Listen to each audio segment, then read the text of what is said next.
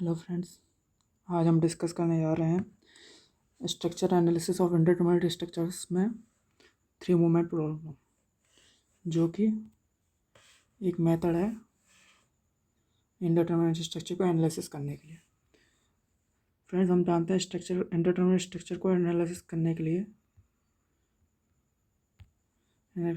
लिए दो तरीके के मेथड होते हैं अपने पास। एक होता है फोर्स मेथड, एक होता है डिस्प्लेसमेंट मेथड।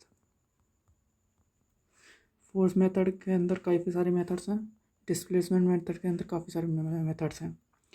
फोर्स मेथड में एक जो हम आज पढ़ने वाले हैं वो है हमारा थ्री मूवमेंट प्रॉब्लम या थ्री मूवमेंट थ्योरम, जो कि आज हम डिस्कस करने वाले हैं। तो चलिए आज स्टार्ट करते हैं। थ्री मूवमेंट थ्योरम जो है वो हमारा फोर्स मेथड है, जो मैंने आज बताया था आपको। Most suitable method for analysis of continuous beam. ये मेथड कंटिन्यूस बीम को एनालिसिस करने के लिए काफ़ी यूज़फुल होता है, जो कि हम आगे समझेंगे कैसे होता है। Use to find movement at intermediate span. Movement find करने के इंटरमीडिएट स्पान जो इंटरमीडिएट सपोर्ट जो होते हैं उसका मूवमेंट निकालने के लिए काफ़ी यूज़फुल है। इंटरमीडिएट सपोर्ट्स कौन से होते हैं? ये हमारा होता है एंड सपोर्ट्स, ये होता है इंटरमीडिएट सपोर्ट्स। तो ये सिंपली सपोर्टेड है एंड सपोर्ट्स, तो यहाँ पे तो हमारा क्या मूवमेंट ज़ीरो हो जाता है, यानी एम ए इसकस टू एम सी इसकस टू ज़ीरो। तो एंड सपोर्ट्स पे तो मूवमेंट ज़ीरो होता है, लेकिन इंटरमीडिएट सपोर्ट्स पर निकालने के लिए हम थ्री मूवमेंट थ्योरम का यूज़ करते हैं। तो फ्रेंड्स, जैसा कि आप देख रहे होंगे, अगर इस बीम का आप डिफ्लेक्शन देखोगे तो कैसा होगा, वो कुछ इस प्रकार होगा। फ्रेंड्स, वो कुछ इस प्रकार होगा। एक सेकेंड दोबारा बनाता हूँ। डिफ्लेक्शन जो होगा कुछ इस प्रकार से होगा। तो आप देख पा रहे होंगे इस वाले पोर्शन में क्या आ रहा है, सैगिंग। ये हमारा हमेशा सैगिंग होता है। ये हॉगिंग, यहाँ पर क्या आ रहा है, हॉगिंग। ये हॉगिंग होता है। तो हॉगिंग की वजह से हमेशा नेगेटिव बेंडिंग मोमेंट आता है, और सैगिंग की वजह से हमेशा पॉजिटिव बेंडिंग मोमेंट आता है। ओके, नेक्स्ट प्रोसीड करते हैं। अब जब हम इसको एनालिसिस हम इसमें क्यों कर रहे हैं, थ्री मोमेंट थ्योरम में, बेसिकली क्वेश्चन ये है। तो इसका रीज़न यहाँ पर ये है क्योंकि ये स्ट्रक्चर कैसा है, इंडिटरमिनेट है। अब इंडिटरमिनेट कैसे है वो मैं आपको दिखाता हूँ कैसे इंडिटरमिनेट। देखिए फ्रेंड्स, यहाँ पे हमारा क्या है, हमने डी एस निकालेंगे, डिग्री ऑफ स्टैटिक इंडिटरमिनेसी निकालेंगे इसकी। तो एक होते हैं अपने पास D S E, external static indeterminacy and internal indeterminacy. तो जरा डी एस ई का फॉर्मूला क्या होता है एक्सटर्नल, तो वो उसका फॉर्मूला होता है R E minus number of equilibrium plus D S E का formula 3C minus R R. R R यहाँ पर रिलीज रिएक्शन है, सी नंबर ऑफ लूप है, ये number of close loop zero, हमारा रिलीज रिएक्शन भी ज़ीरो है। तो number of external support reaction कितनी है, यहाँ पर हमारे पास हिंज है, हिंज में दो होती हैं, लेकिन यहाँ पर हमारी एक ही यूज़ में आएगी क्योंकि हमारे पास वर्टिकल लोड लगे हुए हैं। ये यूडीएल लगा हुआ है, ये ऐसा वर्टिकल लोड काम कर रहा होगा। तो हॉरिजॉन्टल तो हमारे किसी काम की नहीं है, तो वो यूज़ में ही नहीं आएगी। तो इसलिए हमारे पास यहाँ पर कितनी है, एक ही वर्टिकल सपोर्ट रिएक्शन, एक सपोर्ट रिएक्शन यहाँ रोलर पर आएगी, एक सपोर्ट रिएक्शन यहाँ। तो ये तीन सपोर्ट रिएक्शन आएंगी। तो यहाँ पे हम पुट करेंगे आर ई की जगह 3 minus number of equilibrium equation कितनी है, होती है हमारे पास तीन है, summation X F X, summation F Y and summation moment. तो मोमेंट को हम यूज़ कर सकते हैं एंड एफ वाई को यूज़ करते हैं, हॉरिजॉन्टल वाली को यूज़ नहीं कर सकते क्योंकि हॉरिजॉन्टल में कोई लोड नहीं है। तो यहाँ पर कितना होगा 2, 3 माइनस 2 करोगे तो 1। नंबर ऑफ स्टैटिक इंडिटरमिनेसी कितनी है, 1, यानी 1 रिएक्शन हमारे पास कम पड़ रही है इस स्ट्रक्चर को एनालिसिस करने के लिए। तो इस स्ट्रक्चर को एनालिसिस करने के लिए हमारे पास एक रिएक्शन कम होने की वजह से हम इस मेथड का यूज़ कर रहे हैं, जो कि काफ़ी हेल्पफुल होने वाला है हमारे लिए इस प्रॉब्लम को सॉल्व करने के लिए। चलिए देखते हैं। तो जब ऐसा ये कोई भी स्ट्रक्चर आएगा जो कंटिन्यूस होगा, उसमें दो स्पान होंगे। स्पान क्या होता है, ये स्पान होता है, एक स्पान हो गया यहाँ से ए से बी, एक स्पान हो गया बी से सी। तो ये 2 स्पान होंगे। उसके लिए हम हमारे कोड ने या फिर हमारी बुक में एक इक्वेशन दे रखी है, जो जनरल इक्वेशन हमें याद रखनी है। तो उसको देखते हैं ज़रा। ये हमने क्या ड्रॉ कर रखा है, ये फ्री बेंडिंग मोमेंट डायग्राम है किसका, जो ऊपर स्ट्रक्चर दे रखा है ये इसका। अब ये ड्रॉ कैसे हुआ है जरा इसको भी समझ लेते हैं। जब सिंपली सपोर्टेड बीम होती है कोई भी, उस पर यूडीएल लगा होता है, तो उसका जो बेंडिंग मोमेंट डायग्राम बनता है वो कैसा होता है, पैराबोलिक।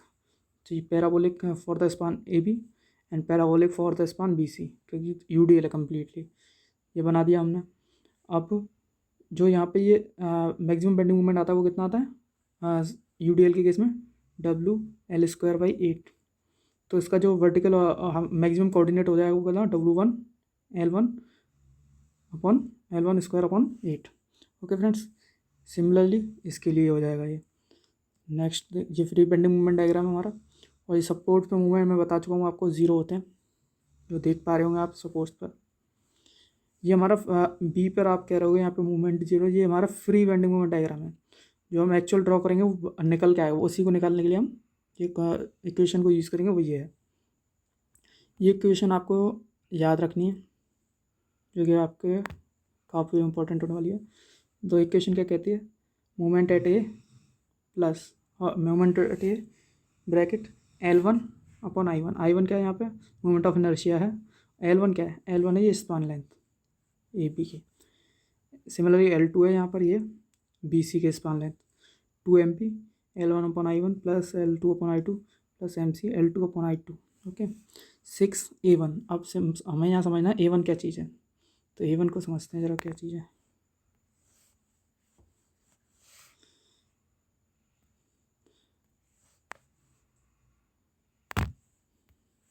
तो फ्रेंड्स, जो A1 है वो एरिया है बेंडिंग मोमेंट डायग्राम का, फ्री बेंडिंग मोमेंट डायग्राम का जो एरिया है। तो इसका एरिया निकालने के लिए हम क्या करेंगे, तो मैं एरिया जो शिमला मतलब ट्रायंगल है और रेक्टेंगल तो यानी इजीली निकला। ये क्या है, पैराबोलिक। पैराबोलिक का एरिया कैसे निकालते हैं उसे ज़रा हम समझते हैं। पैराबोलिक का एरिया निकालने के लिए दो तरीके के पैराबोलिक होते हैं, पैराबोला होते हैं अपने पास। एक होता है ये, एक होता है ये हाफ पैराबोला। अब इनके कंप्लीट पैराबोला जब देखोगे आप तो कुछ इस प्रकार होती हैं, ये तो इसमें जो फॉर्मूला लगता है, इसमें लगता है, इसके लिए जो फॉर्मूला होता है, ये मान लिया H है, ये मान लीजिए B है, तो इसका एरिया निकालेंगे इस वाले पैराबोला तो 1/3 B/H। सिमिलरली इसके लिए होता है 2/3 B/H। यहाँ पर ये H है इसका, ये B है, इसके लिए वो इतना हो जाता है 1/3। एक सेकेंड से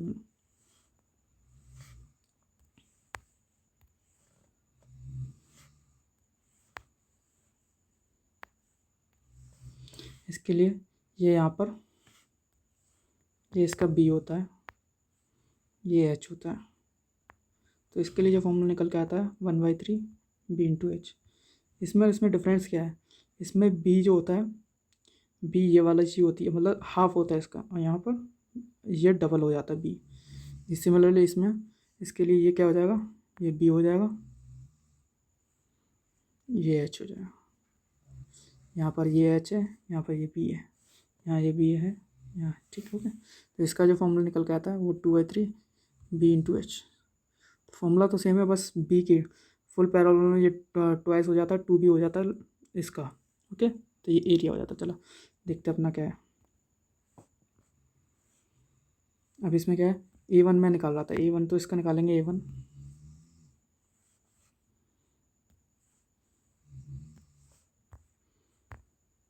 A1 में इसके इस वाले का एरिया निकाल के दिखा रहा हूँ आपको।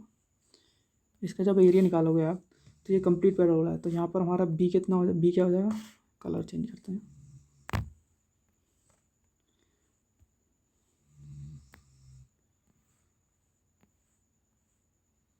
से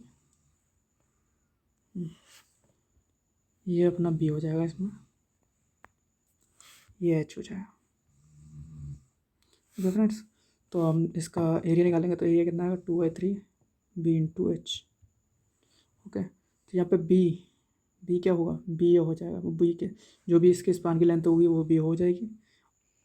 ओके फ्रेंड्स, तो एरिया मैंने A1 आपको बता दिया। इस वाले फिगर के लिए एरिया कैसे निकलेगा, सिमिलरली इसके लिए निकाल देंगे हम। तो ये इसका एरिया A1 हो जाएगा, इसका एरिया A2 हो जाएगा, वो इसमें हम यहाँ पर पुट कर देंगे। क्योंकि x1 बार एंड x2 बार क्या होता है यहाँ पे, x1 बार होता है हमारा, देखिए आप मैंने आपको लिख भी रखा है, एक सेकेंड। x1 के C G of area of free bending moment on the span A B from the support A. कहने का मतलब क्या है, जो सेंटर ऑफ ग्रेविटी है सी जी इस फिगर का, जो कभी कोई इस लाइन में लाई कर रहा होगा क्योंकि ये सिमेट्रिकल अबाउट इस एक्सिस के, तो ये सपोर्ट ए से इस लाइन ऑफ सिमेट्री तक का, सी जी के लाइन ऑफ सिमेट्री तक का जो डिस्टेंस होती है उसे x1 कहते हैं। सिमिलरली इस वाले फिगर के लिए सिमेट्री लाइन ऑफ सिमेट्री से सपोर्ट तक की डिस्टेंस को x2 कहते हैं। तो ये x1 x2 हो गए आपके। तो इसको हम अप्लाई करके देखेंगे एक क्वेश्चन में, जो कि आगे हम डिस्कस करने वाले हैं। उससे पहले आप ये ज़रा देख लीजिए, इसे समझ लीजिए। A1 में बता चुका हूँ आपको, area of BMD on the span AB। Span AB के लिए area of BMD, free BMD है ये हमारा, इसमें एरिया ऑफ स्पान के लिए, स्पान के लिए, स्पान AB के लिए एरिया क्या होगा, वो होगा A1। Okay, next similarly A2 area of BMD on the span BC के लिए, x1 CG of area, CG line of symmetry of CG से सपोर्ट तक की, A फॉर AB। मतलब सिमिलरली जो मैंने बताया था आपको यहाँ पर, ये हमारी CG की लाइन ऑफ सिमेट्री है, और सपोर्ट ए से जो लाइन ऑफ सिमेट्री से जो डिस्टेंस उसे x1 कहते हैं, सिमिलरली x2 हो जाता है। ओके, ये नोट है, this equation can be applied for two span only at a single time. मतलब सिंगल टाइम में एक ही टू स्पान पे हम इस इक्वेशन को अप्लाई कर सकते हैं। अब ये टू स्पान कौन से, एक स्पान इसमें, एक सेकेंड, एक स्पान इसमें क्या हो गया, एक स्पान ये हो गया BC, एक स्पान A भी हो गया। तो सिंगल टाइम, एक टाइम में हम दो स्पानों के लिए, यानी इन दो स्पान के लिए इससे क्वेश्चन जो नीचे ये क्वेश्चन लिखी हुई है इसको अप्लाई कर सकते हैं। तो फ्रेंड्स, तो आपको मेनली इम्पोर्टेंट चीज़ क्या है इसमें, इम्पोर्टेंट चीज़ ये है कि आपको ये इक्वेशन याद रखनी है।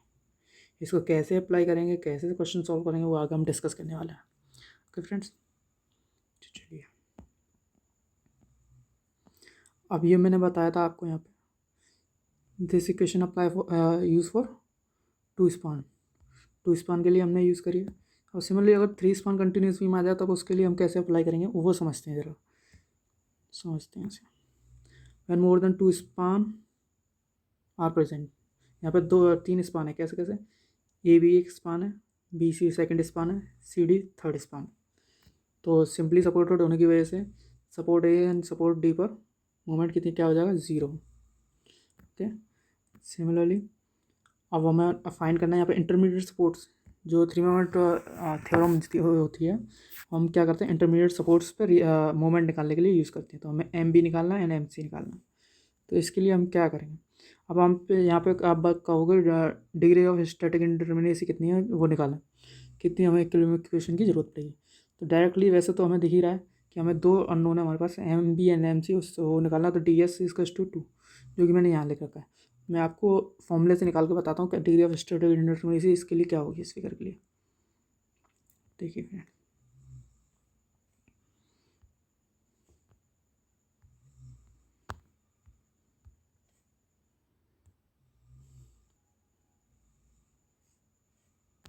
चलिए मैं इसी फिगर में दिखाता हूँ आपको। देखिए फ्रेंड्स, DS निकालना है, DS के लिए फॉर्मूला होता है DSI प्लस DSE। DSE कितना, और DSI क्या होता है फॉर्मूला, 3C माइनस RR, और DSE प्लस, और DSE क्या होता है, एक्सटर्नल रिएक्शन एट सपोर्ट्स पर रिएक्शन कितनी होती है, and RE external reaction at supports minus number of equilibrium. Support reaction आप देखोगे दो इस पे आती है हिंज पे, लेकिन हॉरिजॉन्टल का कोई यूज़ नहीं है क्योंकि वर्टिकल में लोड लगा हुआ था, हॉरिजॉन्टल का हम यूज़ नहीं कर पाएंगे। तो यहाँ पे सपोर्ट रिएक्शन कितनी हो जाएगी हिंज पे 1, इस रोल पे 1 होगी, इस रोल पे 1 होगी, इस रोल पे 1 होगी। तो ये तो 0 है, number of close loop 0, release reaction 0, RE की value 4, number of equilibrium equation 3 होती हैं अपने पास, summation F X, summation F Y, summation F Z. तो यहाँ पे समेशन एफ जेड का हम यूज़ कर सकते हैं, मोमेंट होती है जो कि समेशन मोमेंट देता है, एंड समेशन एफ वाई का यूज़ कर सकते हैं। समेशन एफ एक्स यानी हॉरिजॉन्टल में कोई फोर्स ना होने के कारण समेशन एफ एक्स का यूज़ नहीं कर पाएंगे, तो 2 नंबर ऑफ इक्विलिब्रियम इक्वेशन को हम यूज़ कर सकते हैं। तो इस अकॉर्डिंग डी एस की वैल्यू यहाँ से 2 आ रही है।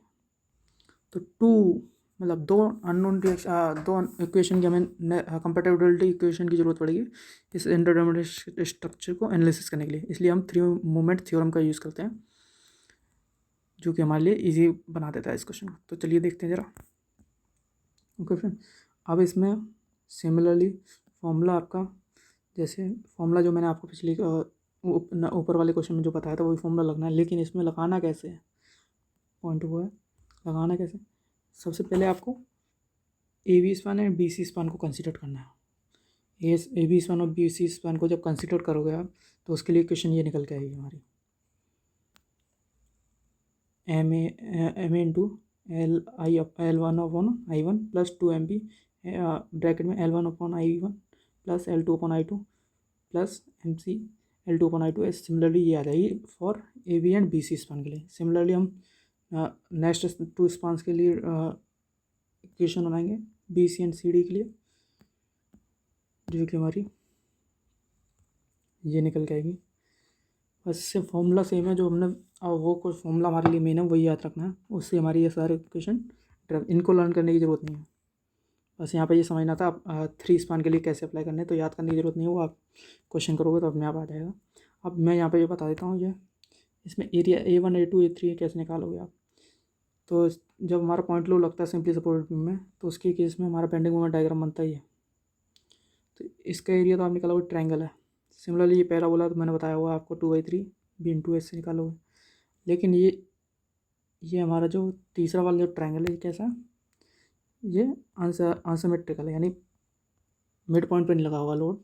तो मिड पॉइंट पर ना लगे होने की वजह से इसमें इसेंट्रिसिटी आ गई। इसेंट्रिसिटी इसका हम सी जी कैसे निकालेंगे, उसका फॉर्मूला निकालने के लिए ये फॉर्मूला लिख रखा है मैंने, इस फॉर्मूले को से निकालेंगे।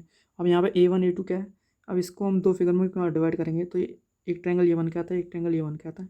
तो इसका एरिया A1 का एरिया A2 का एरिया, तो उससे A1 A2 आ जाएगा। X1 क्या है, X1 होगा, X1 क्या है, X1 होगा इस वाले ट्रायंगल का CG, जो कि कितना हो जाएगा, जो भी ये वैल्यू होगी इसकी, ये विड्थ होगी इसका 2/3, ये हमारा X1 आ जाएगा। सिमिलरली इस वाले ट्रायंगल का क्या होगा, ये B प्लस, मतलब जब इसके मान लेते हैं हम, बड़ा करके दिखाता हूँ आपको। इसके लिए क्या हो जाएगा, जैसे हमने ये B मान ली डिस्टेंस सपोज, तो इसका जो CG लाई करेगा वो यहाँ पे ला करेगा, जो कि यहाँ से इस वाले सपोर्ट से कितनी दूरी पर होगा, ये वाली डिस्टेंस कितनी होगी, 2/3 और B। ओके फ्रेंड्स, सिमिलरली और हमें A2 वाले की A2 एरिया की निकालनी है, तो उसके लिए देखते हैं जरा।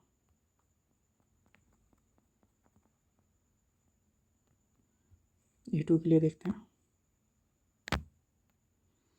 A2 के निकालने के लिए CG यहाँ कहीं लाई कर रहा होगा इस जगह। यहाँ से CG की डिस्टेंस हम निकालने के लिए x कैसे निकालेंगे, X2, जो इस फॉर्मूले में हमें X2 पुट करना, वो हम कैसे निकाला वो देख रहे हैं।